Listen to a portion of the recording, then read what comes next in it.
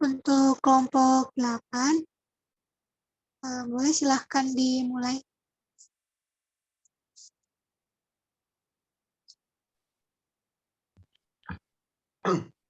Bismillahirrahmanirrahim. Assalamualaikum warahmatullahi wabarakatuh. Waalaikumsalam Warahmatullahi wabarakatuh. Alhamdulillahirabbil alamin wa bihi nasta'in ala umur dunya waddin. Wassalatu wassalamu ala asrofil anbiya'i wal mursalin wa ala alihi wa sahbihi ajma'in. Amma ba'du. Pertama-tama yang saya hormati Bapak Ahmad Sastra yang berhalangan hadir, dan yang tak lupa yang saya hormati teman-teman atau rekan-rekan seperjuangan. Kami dari kelompok 8 akan mempresentasikan tentang berpikir metaforis yang beranggotakan 3 orang, yaitu ada Nofriza Saputra, terus Muhammad Imilwani, dan Risa Aulia Amanda. Next.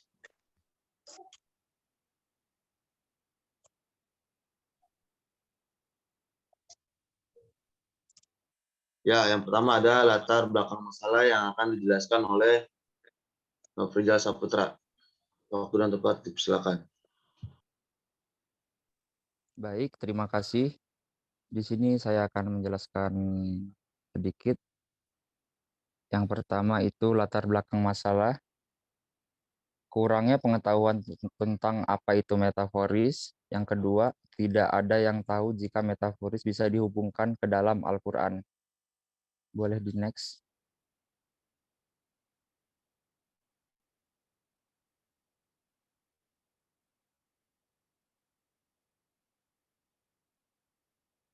Selanjutnya ada rumusan masalah.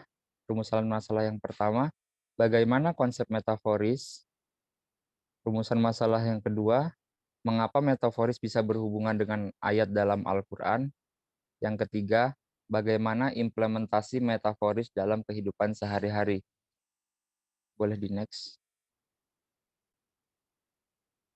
Tujuan pembahasan. Tujuan pembahasan yang pertama adalah untuk mengetahui definisi metaforis. Yang kedua, untuk mengetahui konsep metaforis. Yang ketiga, untuk mengetahui mengapa metaforis berhubungan dengan ayat dalam Al-Quran. Yang keempat, untuk mengetahui implementasi metaforis dalam kehidupan sehari-hari. Selanjutnya kerangka teori.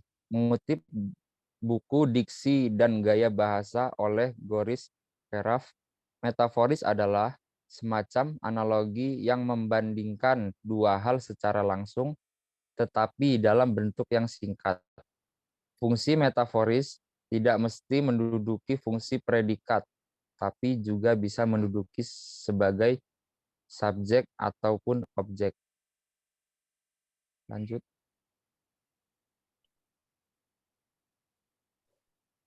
Konsep metaforis atau metafora. Konsep metafora menurut Aristoteles dikutip Hester 1976-14 bahwa metafora dinyatakan sebagai pemberian nama yang berasal dari bidang lain. Cara pemindahan nama itu dapat dilaksanakan dari hal-hal yang umum ke khusus, dari yang khusus ke umum, dari yang khusus ke khusus, atau atas dasar analogi.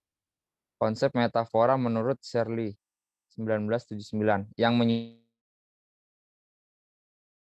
metafora dalam keseluruhan bahasa kias atau figuratif dapat diklasifikasikan menjadi dua bagian, yaitu yang pertama metafora yang diposisikan dalam pengertian luas atau sebagai payung untuk semua bahasa kias, dan yang kedua metafora dalam arti yang sempit, posisi sebagai payung tersirat dalam pandangan yang dikonsepkan Shirley dalam Ortoni ed. 1979-92 sampai 123. Di sini Shirley menyatakan istilah metafora sebagai sebuah ekspresi bahasa yang bermakna figuratif. Selanjutnya akan dijelaskan oleh Hilmi.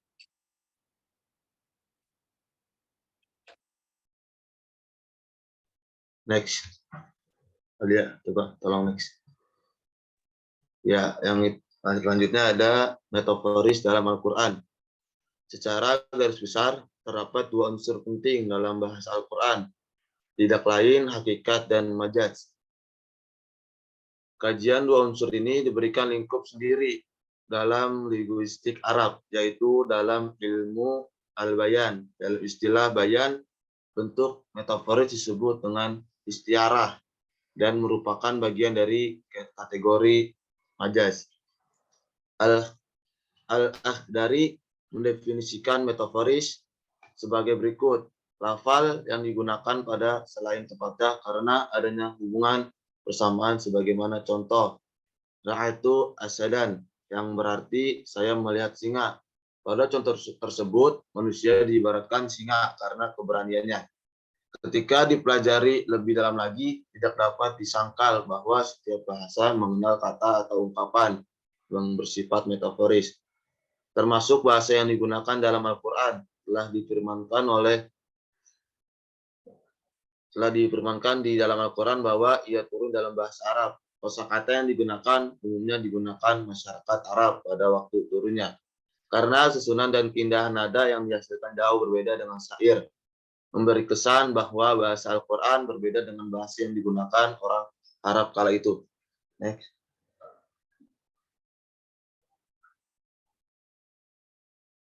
Itu ada perumpamaan kehidupan dunia dalam surah Al-Yunus ayat 24 yang berbunyi Bismillahirrahmanirrahim. Innama mathalul hayatid dunya kama anzalnahu minas sama'i fakhtalaqa bihi nabatul ardi mimma ya'kulun nas wal an'am hatta idza akhadhatil ardu zukhrafaha وزينت وظن أهلها أنهم قادرون عليها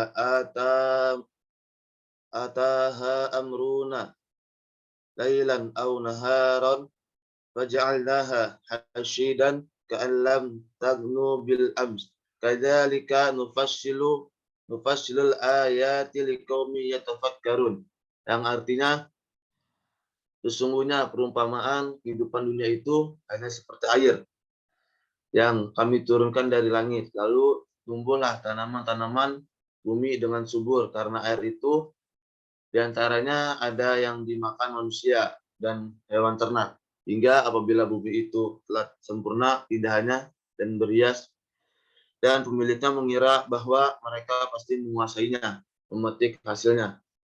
Datanglah kepada ajab kami pada waktu malam atau siang, lalu kami jadikan tanamannya seperti tanaman yang sudah disabit, seakan-akan belum pernah tumbuh kemarin. Demikianlah kami menjelaskan tanda-tanda kekuasaan kami kepada orang-orang yang berpikir. Surah Al-Yunus ayat 24. Next.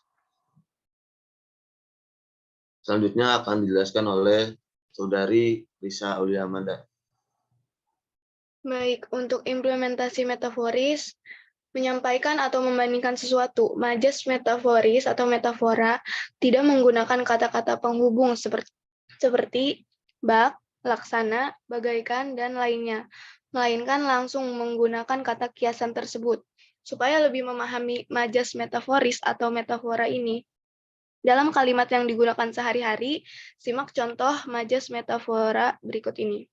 Pertama ada Kemarin malam rumah Pak Bolot dilahap si jago merah. Para tetangga sigap berbondong-bondong memboyong seember air untuk memadamkannya.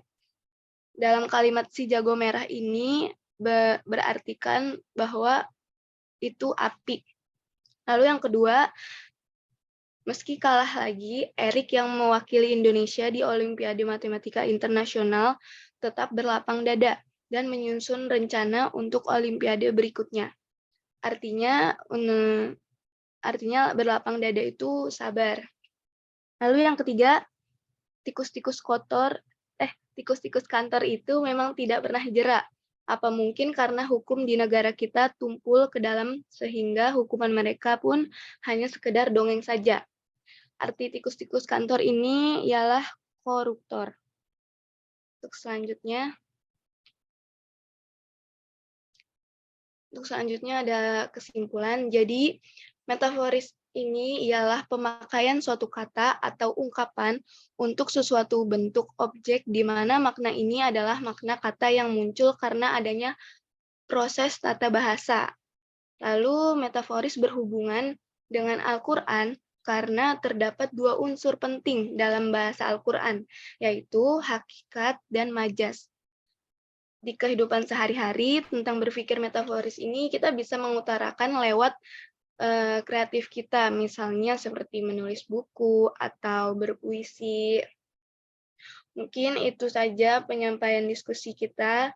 Jika ada yang ingin bertanya, boleh. Boleh. Baiklah, mungkin teman-teman ada yang ditanyakan. Aku. Izin bertanya ya.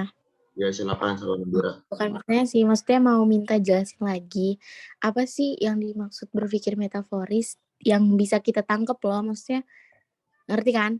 Nah, terus hubungannya sama yang Al-Quran itu apa? Yang air bisa mengalir itu kayak gimana? Udah paham belum maksudnya?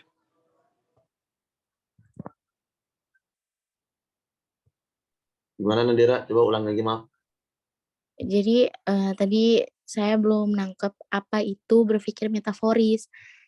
Maksudnya mau minta dijelasin lagi biar yang pakai bahasa yang bisa kita tangkep. Terus hubungannya sama Al-Quran itu apa?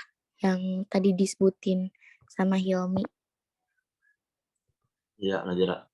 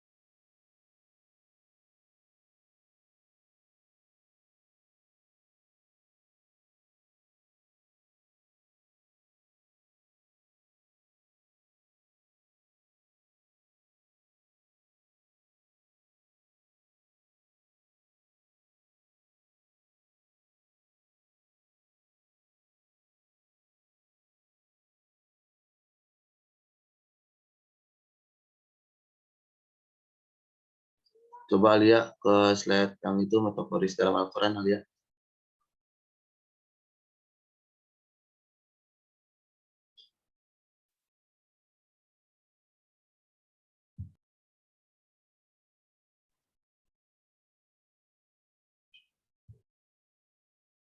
Ya, di sini, Yang Alia. itu. Ya, yang itu. Oke.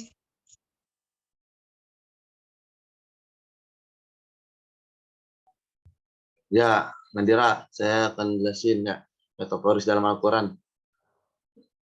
Ya, metaforis dalam bahasa Arab juga ya disebut dengan kategori majas. Nah, metafor diidentikan dengan bahasa konsep majas yang lazim dan digunakan oleh para sarjana klasik sebagai lawan dari istilah hakikat.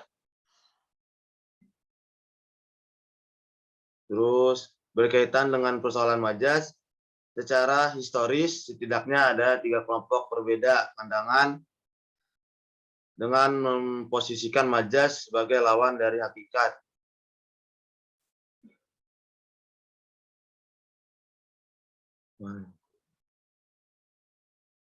Bentar.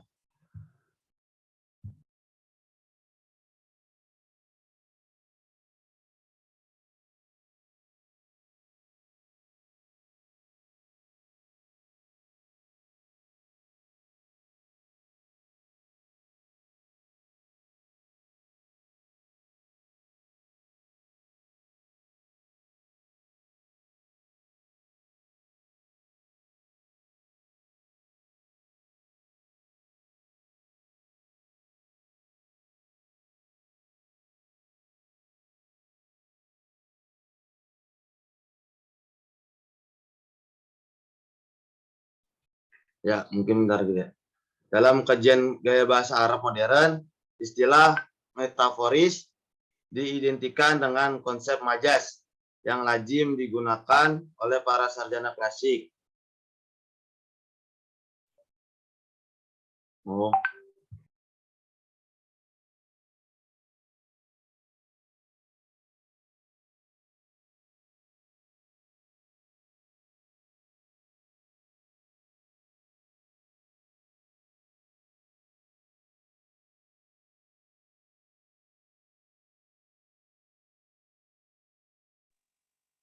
Sebelumnya izin menambahkan, jadi metaforis atau metafora itu pemakaian kata atau kelompok kata bukan dengan arti yang sebenarnya, melainkan sebagai lukisan yang berdasarkan persamaan atau perbandingan.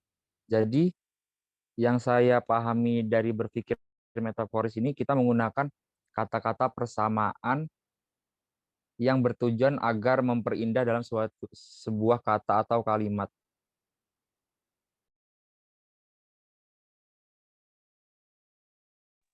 Ada contohnya nggak?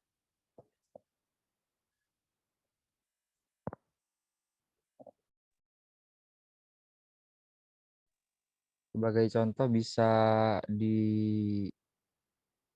slide yang bagian ya, implementasi.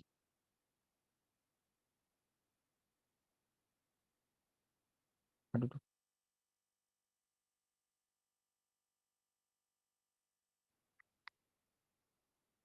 Contohnya itu kayak misalnya yang dijelasin sama Risa tadi, kayak kata-kata si jago merah itu kan sebenarnya kata pengganti atau kata yang bertujuan untuk memperindah sebuah kalimat. Si jago merah itu api, kemudian lapang dada itu menunjukkan sabar, kemudian seorang koruptor itu dimaknai dengan atau diganti dengan tikus-tikus kantor. Ada beberapa contoh lagi. Bentar.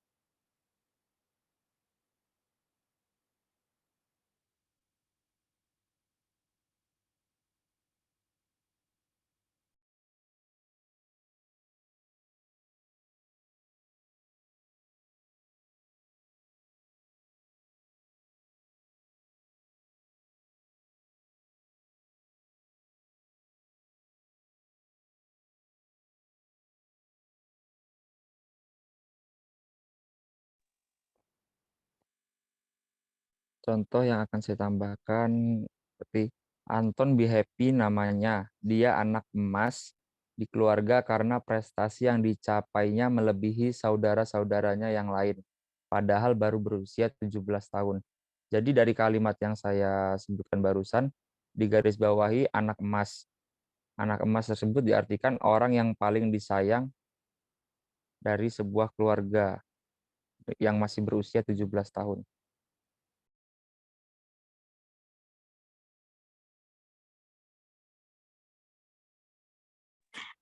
Oh ya udah, oke, thank you. Sama-sama.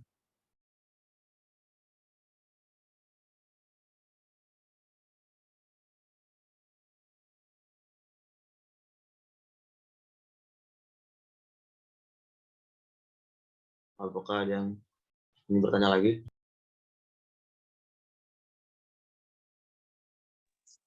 Mau izin bertanya? Boleh. Ya, silakan Alia. Apa sih fungsi ayat dalam Al-Quran tentang berpikir metaforis? Itu saja, terima kasih.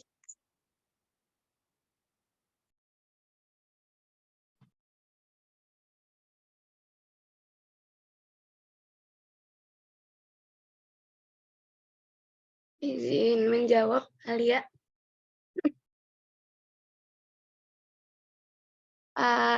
Untuk fungsi ayat metaforis di dalam Al-Quran itu kita bisa biar mendekatkan objek perbandingan kepada si pendengar. Perumpamaan ini bertujuan membuka mata dan pandangan seseorang yang tidak mengetahui atau sulit dalam mengatasi secara keseluruhan mengenai teks tersebut sehingga membutuhkan uraian lebih lanjut yang mudah dipahami. Lalu untuk memberikan keyakinan terhadap sesuatu isu. Keyakinan yang dihasilkan dari sebuah pemahaman logika dari majas kadangkala dapat mencapai tahap sebagai bahan bukti dan banyak ayat Al-Quran yang menyentuh hal tersebut, seperti dengan kajian akidah menggunakan logika majas yang lebih mengena, sehingga dapat lebih memantapkan hati. Lalu untuk mengajak kebaikan dan menghindari kejahatan. Kebaikan dan kejahatan ini merupakan dua hal yang saling berlawanan dan sering dilakukan oleh setiap individu dari kita. Dalam tujuan ini, Al-Quran mencoba menggambarkan dan menyuguhkan kepada kita dengan cara membandingkan keduanya dengan segala konsekuensi dari masing-masing segi. Lalu terakhir, untuk memberikan motivasi dan peringatan. Melalui tujuan ini, seseorang dapat dirangsang untuk melakukan segala keinginan dan mengambil sikap berhati-hati dalam masalah yang sedang dibahas. Tujuan ini lebih bersifat mendidik dan melatih untuk melakukan dan meninggalkan sesuatu perbuatan. Gitu, Alia. Dapat dipahami enggak?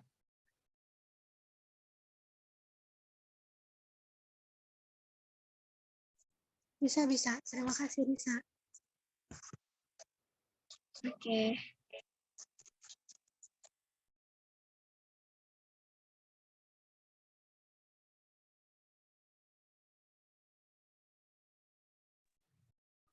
Ya, mungkin ada yang bertanya lagi ya?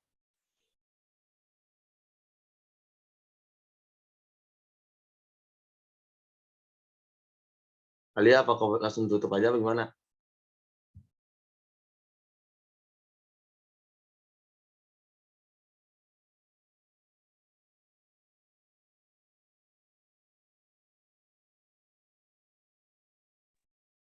Alia?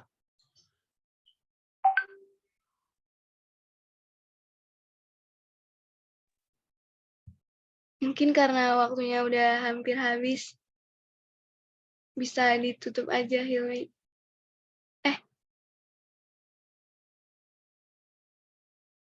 Oke, Risa. Ya.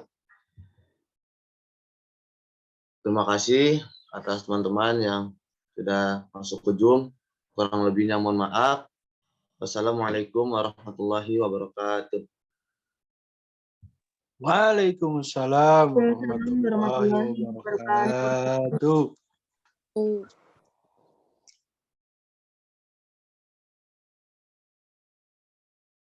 Baik, sudah selesai kuliahan CT kali ini. Terima kasih kepada yang sudah hadir. Assalamualaikum warahmatullahi wabarakatuh. Waalaikumsalam. Waalaikumsalam Waalaikumsalam warahmatullahi wabarakatuh. Waalaikumsalam warahmatullahi wabarakatuh.